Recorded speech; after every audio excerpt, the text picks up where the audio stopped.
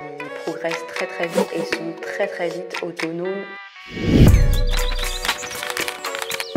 me suis dit ok, en fait même dans les affaires réglementaires, il y a une multitude de métiers possibles et finalement ça m'a rassurée. Déborah, vous êtes responsable pédagogique du master Affaires réglementaires des industries de santé. Est-ce que vous pouvez présenter la formation? C'est un master généraliste qui vise à donner une compréhension globale du milieu dans lequel ils vont évoluer et des compétences technico-réglementaires pour exercer des métiers dans les affaires réglementaires, mais sans mettre de côté les soft skills. Si tu devais décrire cette formation en 3 mots, lesquels seraient-ils?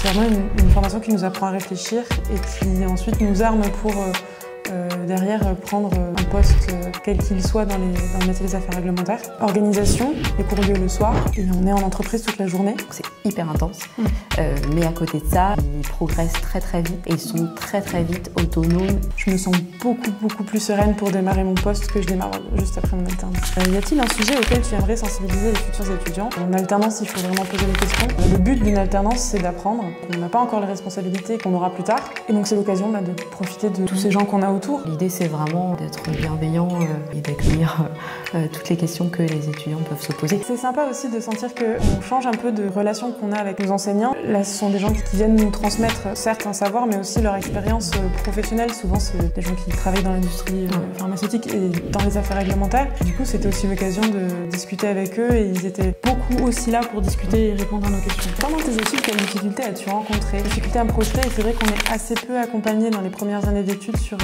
l'orientation professionnelle. Ce que j'ai beaucoup plus retrouvé là pendant mon année de master avec tous les intervenants différents, je me suis dit ok, en fait même dans les affaires réglementaires, il y a une multitude de métiers possibles.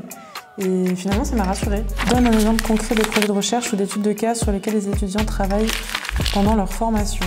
Alors, on avait eu des exposés. Donc, on passait devant l'ensemble de la promotion qui ne connaissait pas le sujet. Le but, c'était de faire passer un message qui soit clair, compris, et que les gens en ressortent avec une information et qu'ils retiennent cette information. Le but dans tout ça, c'est qu'ils puissent donner le meilleur d'eux-mêmes pour se démarquer. Ça puisse être un petit accélérateur pour évoluer s'ils ont envie d'évoluer. Quel est ton plus beau souvenir lors de ta formation? On a eu la chance de pouvoir partir au DIA, donc le Drug Information Association, à Bâle. C'était le DIA Europe. C'était pour nous l'occasion d'aller rencontrer des professionnels en dehors de la France, d'assister à des conférences sur des sujets qu'on ne connaissait pas finalement, et d'apprendre à se connaître un peu plus. Le congrès dure 3 jours.